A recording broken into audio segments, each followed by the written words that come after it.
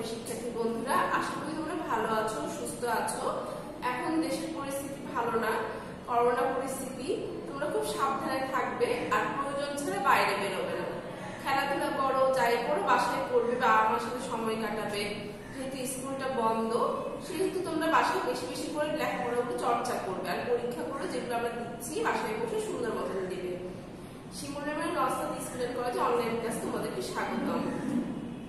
ষষ্ঠ শ্রেণী গণিত ক্লাস, অনুশীলনী 2.3 অনুপাত ও শতকরা। উপস্থাপনায় তোমাদের সাথে আছে আমি নাফিসা তাসনিম, সহকারী শিক্ষক গণিত, Shimul memorial Naushad school and college, Rajshahi. চলো দেখি নি আছে কি অঙ্ক আছে। 25 জন লোক দৈনিক 6 ঘন্টা পরিশ্রম করে একটি কাজ 8 দিনে শেষ করে। 10 জন লোক দৈনিক 6 ঘন্টা পরিশ্রম করে কত দিনে কাজটি শেষ করতে পারবে? একটা কথা তোমাদেরকে আমি আগেই বলেছি, যদি শ্রমিক সংখ্যা বাড়ে তখন কি হয়, দিন সংখ্যা তোমার কমে আসে। যখন শ্রমিক সংখ্যা কমে যায় তখন দিন সংখ্যা কি হয়, বেড়ে যায়, তাই না? এটা আর বেড়ে গেলে কি হয়, গুণ হয়। আর যদি কমে যায় সেক্ষেত্রে কি হয়, আমাদের নিয়মে ভাগ হয়, তাই না? সেই অনুসারে আমরা অঙ্কটা করব। দেখো, 6 ঘন্টা পরিশ্রম করে 25 জন লোক কাজ শেষ করে 8 দিনে।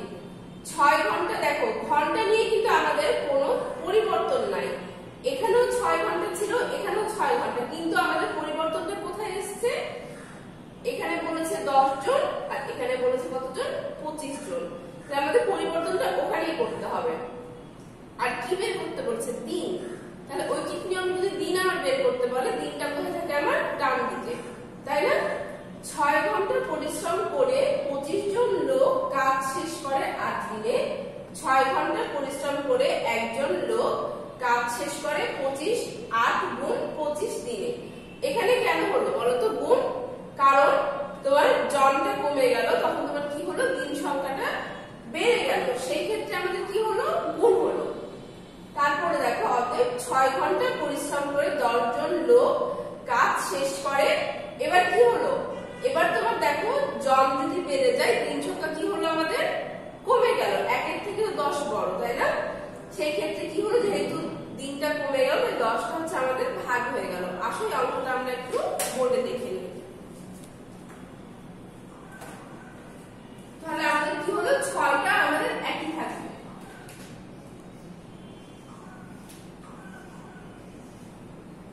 দেখো সমাধান।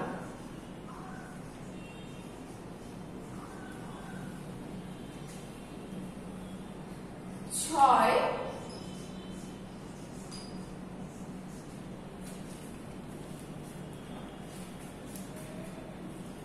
6 ঘন্টা পরিশ্রম করে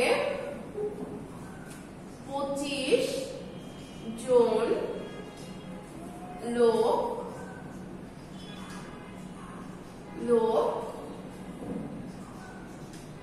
কাজ শেষ করে 8 দিনে। এবার দেখো, অতএব 6টা হলে আমাদের ঠিক থাকবে, কারণ আমাদের ঘন্টা নিয়ে কিন্তু কোনো কথা এখানে বের করতে বলেনি। 6 ঘন্টা পরিশ্রম করে এবার একজন লোক কাজ শেষ করে, তাহলে কি হলো, আমাদের জনসংখ্যা কি হলো, কমে গেল। তাহলে দিন সংখ্যা কি হবে, বেড়ে যাবে। তখন কি হবে, 8 গুণ 25। এখানে কিন্তু এককটা তোমাদের অবশ্যই লিখতে হবে, এটা ভুলে গেলে চলবে না, দিনে। অতএব 6 ঘন্টা পরিশ্রম করে কতজন লোক বলেছে, 10 জন। 10 জন লোক কাজ শেষ করে। এবার কি হলো, জনসংখ্যা আমার কি হলো, বেড়ে গেল। তাহলে দিন সংখ্যা কি হবে, কমে যাবে। 25 ভাগ 10 দিনে। এবার যদি আমরা কাটাকাটি করি তাহলে দেখো 5 দিয়ে যাবে 5 বার, 5 দিয়ে যাবে 2 বার। এবার দেখো 2 দিয়ে যাবে কতবার, 4 বার। তাহলে কত হলো 4 গুণ 5 দিনে। তাহলে কত আসলো 4 আর 5 গুণ করলে আমাদের হবে 20 দিনে। তাহলে আমাদের কাটাকাটিটা আশা করি তোমরা বুঝলা। তাহলে আর জন এবং দিনের অঙ্ক আমাদের কিভাবে করতে হয় সেটা আশা করি তোমরা ভালোমতো আয়ত্ত করবা সূত্রটা, যে জন সংখ্যা যদি বাড়ে দিন সংখ্যা কমবে, আর জন সংখ্যা কমলে দিন সংখ্যা বাড়বে, মানে এটা অপোজিট। এটা কিন্তু তোমাদের নৈর্ব্যক্তিক থাকতে পারে। আচ্ছা, তাহলে আমাদের উত্তরটা সুন্দরভাবে লিখে নিতে হবে, ঠিক আছে? আমরা পরবর্তী অঙ্কে যাই। 2 জন পুরুষ 3 জন বালকের সমান কাজ করে। 4 জন পুরুষ 10 জন বালক 4 জন পুরুষ ও 10 জন বালক একটি কাজ 21 দিনে করতে পারে। ওই কাজ 6 জন পুরুষ ও 15 জন বালক কত দিনে করতে পারবে? একটা জিনিস দেখো, পুরুষের কাজ মানে একটা পুরুষ মানে একটু বড় মানুষ বোঝাচ্ছে, আর বালক মানে কি ছোট মানুষ বোঝাচ্ছে। তাহলে পুরুষ আর বালকের কাজ, দুটা কাজই কখনো সমান হবে? দুজনের কাজের পরিমাণ কিন্তু সমান হবে না। একটা ছোট মানুষ যেটুকু কাজ করবে, একটা বড় মানুষ সেটুকু কাজ করতে পারবে না, তাই না? তাহলে আমাদের কি করতে হবে? বালক সংখ্যা আর পুরুষ সংখ্যাটা, তোমার যে কাজের পরিমাণটা, যে যেরকম 2 জন পুরুষের সমান কতজন বালক হতে পারে, এটা আমাদের ঐকিক নিয়মে বের করে নিতে হবে। দেখো, 2 জন পুরুষের সমান কাজ করে 3 জন বালক, তাহলে একজন পুরুষের সমান কাজ নিশ্চয়ই কম করবে, তাহলে সেক্ষেত্রে ভাগ হবে। একজন পুরুষের সমান কাজ করে 3 ভাগ 2 জন বালক। এবার দেখো 4 জন, এখানে আমাদের কি বলেছে? 4 জন কেন হচ্ছে? এই দেখো, এখানে 4 জন বলেছে, তাহলে 4 জন পুরুষের সমান, আর এই 2 জন আর 4 জন আমরা বের করে নেব যে বালক সংখ্যাটা কত আসছে। 4 জন পুরুষের সমান কাজ করে, তখন আমাদের দেখো 3 গুণ 4 হলো, কারণ কি 1 এর থেকে 4 বড়, সেই ক্ষেত্রে কি হচ্ছে? গুণ হয়ে যাচ্ছে, আর নিচের 2 কিন্তু 2ই থাকছে। তাহলে কাটাকাটিটা এবং অঙ্কটা আমরা ভোরে দেখি, বাকিটুকু তখন বুঝিয়ে দিচ্ছি। 2 জন, আর এই কথার লেখাটা কিন্তু পুরোটাই তোমাদের নিজেদের উপরে, যেটা সাজিয়ে তোমরা লিখতে পারো, এখানে কিন্তু মুখস্থের কিছু নয়, ঠিক আছে? কোশ্চেন দেখবা আর লিখবা, তাহলে তোমাদের আর ভুল হবে না। পুরুষের সমান কাজ করে কতজন? 3 জন বালক। কারণ দেখো এখানে 2 জন পুরুষ আর 3 জন বালক সমান কাজ করে, এখানে কিন্তু বলে দিয়েছে। তাহলে কি হচ্ছে? 2 জন পুরুষের সমান কাজ করে 3 জন বালক, অতএব 1 জন পুরুষের সমান কাজ করে, তাহলে কি হবে? ভাগ 3 ভাগ 2 জন বালক। এবার কত বের করতে হবে? 10 জন, সরি দুঃখিত, 4 জন। 4 জন পুরুষের সমান কাজ করে 3 গুণ 4 ভাগ 2 জন বালক। এখন যদি আমি কাটাকাটি করি, 4 কে 2 দিয়ে ভাগ করলে 2, 3 গুণ 2 জন বালক, তাহলে কত হয়? 6 জন বালক। তাহলে 4 জন পুরুষের সমান কাজ করে কি? 6 জন বালক, তাই না? এখানে দেখো, এখানে কিন্তু বলে দিয়েছিল যে 2 জন পুরুষের সমান কাজ করে কি? 3 জন বালক, কিন্তু 4 জন ও 10 জন বলেছিল, এখানে কিন্তু বলেছিল না যে 4 জন পুরুষের সমান কাজ করে 10 জন বালক, তাই না? এই জন্য আমাদের 4 জনের সমান কতজন কাজ করতে পারবে সেটা বের করতে হলো। এবার দেখো, অনুরূপ ভাবে 6 জন পুরুষের সমান কাজ করে। অনুরূপ ভাবে 6 জন কেন আসছে? দেখো, এই দেখো এখানে কিন্তু 6 জনের সমানও বলা নাই, এই যে এরকম করে যেটা লেখা আছে এখানে কিন্তু 6 জনের মতো করে বলা নাই। তাহলে আমরা এটা বের করব, ঠিক আছে? দেখো অনুরূপ ভাবে ওটা কি করে আসছে সেটা এরকম এখানে দেখায়। দেখো 2 জন পুরুষের সমান কাজ করে 3 জন বালক, 1 জন পুরুষের সমান কাজ করে 3 ভাগ 2 জন বালক। তাহলে এবার কি বের করতে বললাম? 6 জন। তাই না? 6 জন পুরুষের সমান কাজ করে। এখন আমাদের কাটাকুটিতে আসতে হবে। এই জিনিসটা কি করে হলো সেটা তো বুঝছোই। যেহেতু কমে যাচ্ছে তাহলে 3/2 হচ্ছে, আর যেহেতু বেড়ে যাচ্ছে তখন গুণ হয়ে যাচ্ছে, তাই না? এখন দেখো যখন আমি কাটাকাটি করব 2/6 কে 2 দিয়ে ভাগ করলে হবে হচ্ছে 3, তাহলে 3 গুণ 3 যোগ 12 সমান সমান 9 যোগ 12। বুঝতে পেরেছো যে এটা কেন বের করলাম? আচ্ছা, তো তোমার পুরুষের সমান কতজন বালক সেটা বের করতে হবে। তখন তোমাদের এভাবে আগে পুরুষের সমান বালকের সংখ্যাটা বের করে নিতে হবে যে কতজন সমান কাজ করতে পারবে।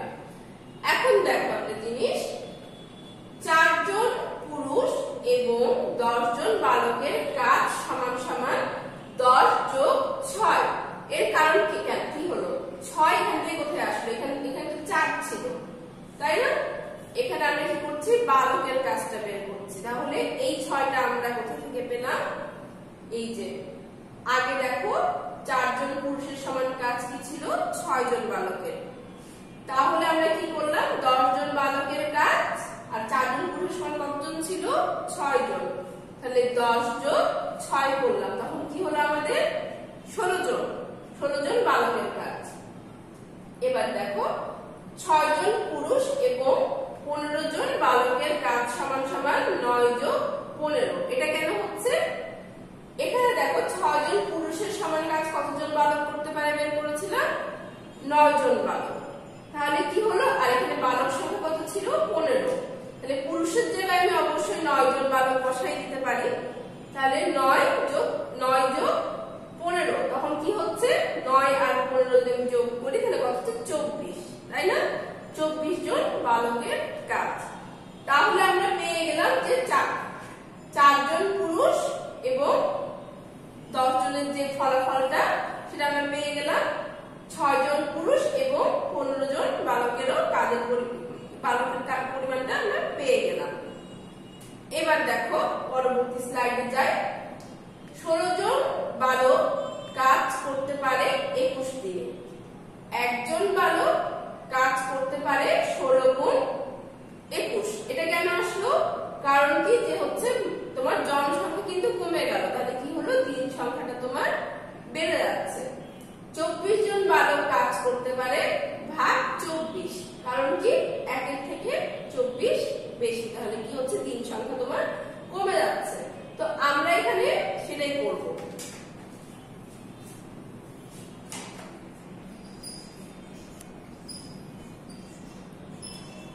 অতএব 16 জন বালক, আমাদের কিন্তু এটা কোশ্চেনেই দেওয়া আছে, যে কোশ্চেনে দেওয়া আছে। আচ্ছা, কোশ্চেনটা আমরা একবার একটু দেখি কেন আমরা এটা বের করছি। দেখো এখানে কিন্তু লেখা ছিল 4 জন পুরুষ ও 10 জন বালক 21 দিনে কাজটা করতে পারে। তাহলে আমরা কিন্তু এই দুটো বালকের কাজ কি পেয়েছিলাম? আমরা পেয়েছিলাম 16 জন, তাই না? আর এখানে কত পেয়েছিলাম? 24, তাই না? তাহলে দিনটা আমরা ওই জন্যই বের করছি। ওই তথ্যটা থেকে আমরা এই 16 জনটা পাচ্ছি। বালক কাজ করতে পারে 21 দিনে। অতএব একজন বালক কাজ করতে পারে 21 গুণ 16 দিনে। অতএব 24 জন বালক কাজ করতে পারে। তাহলে কি হচ্ছে? বেড়ে যাচ্ছে। তাহলে কি হচ্ছে? আমাদের ভাগ গুণ 16 ভাগ 24 দিনে। আমরা 3 দিয়ে কয়বার যাবে এখানে? আমরা ছোট ছোট করে কাটতে চাই, তাহলে 2 দিয়ে যাবে 12 বার, 2 দিয়ে যাবে 8 বার, আবার 2 দিয়ে যদি কাটি তাহলে 6 বার, 2 দিয়ে কাটলে 4 বার, তাই না? 3 দিয়ে যাবে এখানে, দেখো এখানে 3 দিয়ে যাবে, কিন্তু 3 দিয়ে যাবে 2 বার, 3 দিয়ে যাবে 7 বার।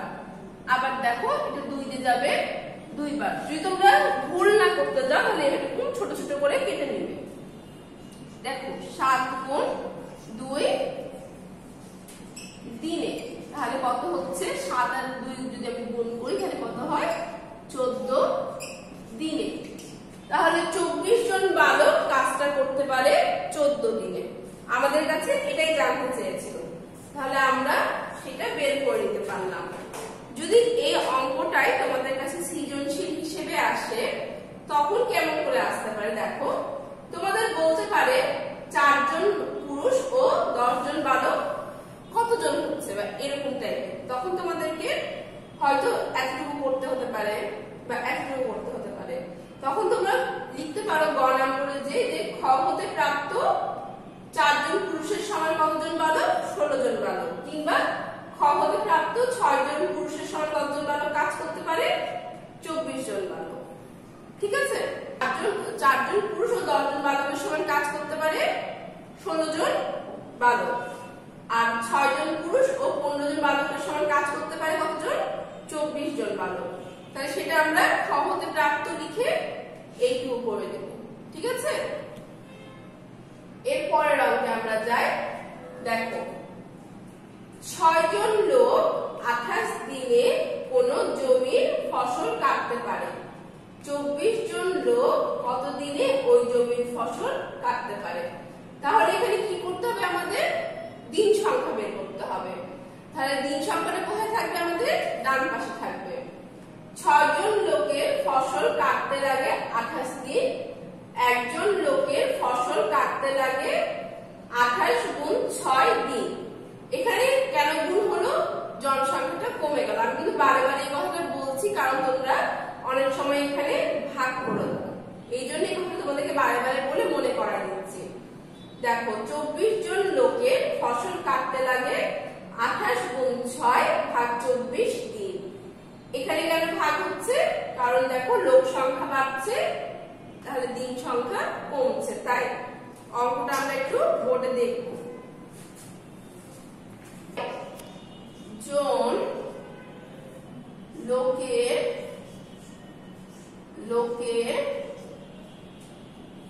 ফসল কাটতে লাগে কতদিন দেওয়া আছে? 28 দিন। 28 দিন। তাহলে একজন লোকের নিশ্চয়ই অনেক সময় লাগবে বা অনেক দিন লাগবে, যেহেতু সে একা। তাহলে সেটা কি হবে? 28 গুণ 6 দিন।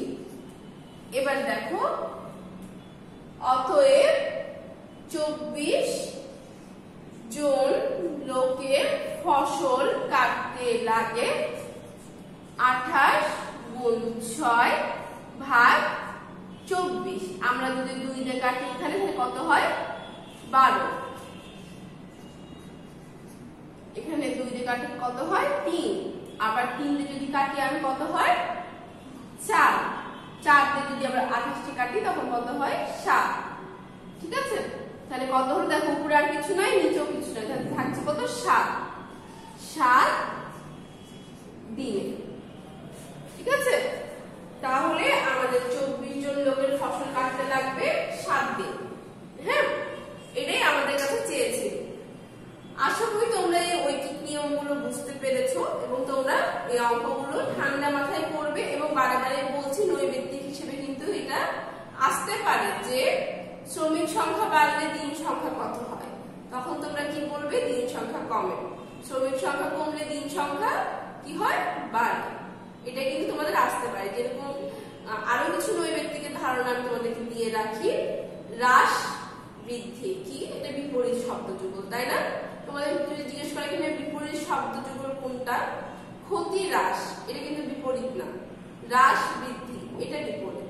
ঠিক আছে, তারপরে ক্ষতি লাভ এটা বিপরীত। লাভ বৃদ্ধি এটা বিপরীত না। এরকম করে তোমাদের অনেক নৈবেদ্যিক আসতে পারে, সেটা তোমরা ঠান্ডা মাথায় চিন্তা করে কাজ করবে। যেরকম লাভ হলে অবশ্যই আমাদের পাবে, তাই না? আর যখন হ্রাস হবে, কোন একটা কিছু তুমি কিনলে সেটা তুমি কম দামে বিক্রি করলে তাহলে তোমার নিশ্চয়ই ক্ষতি হচ্ছে, জিনিসটা হ্রাস হচ্ছে, তাহলে এটা একই রকম। আশা করি এই ব্যাপারগুলো তোমরা বিস্তারিত বুঝবে। নেক্সট ডে কি আছে সেটা আমরা দেখি। নেক্সট ডে ক্লাস 4 2.3 অনুপাত ও শতকরা অধ্যায়টি বাসায় ভালো মতো চর্চা করবে। আজকের ক্লাস এই পর্যন্তই। ধন্যবাদ।